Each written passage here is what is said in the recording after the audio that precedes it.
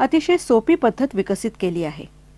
आपल्या घरी plaster of पॅरिसची Ganesh मूर्ती असल्यास ती मूर्ती पूर्ण बुडू शकेल एवढ्या आकाराची बादली अथवा ड्रम घ्यावा.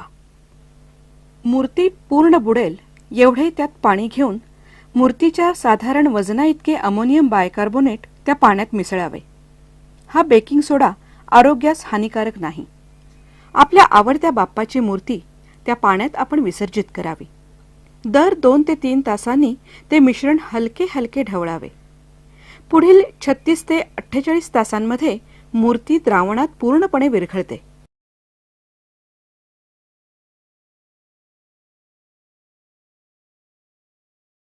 तळाशी जमलेला थर हा कॅल्शियम कार्बोनेटचा असून सिमेंट इंडस्ट्रीमध्ये त्याचा वापर होतो.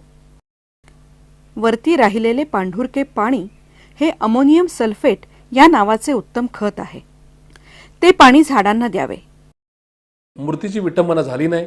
पुणेकरांच्या संदर्भातले नदीतलं पाणी वाचलं आणि त्याचबरोबर आपण आपल्या नैसर्गिक आजूबाजूच्या झाडांसाठी एक चांगलं उत्तम खत देऊ शकलो याचं समाधान सुद्धा पुणेकरांना निश्चित लावेल.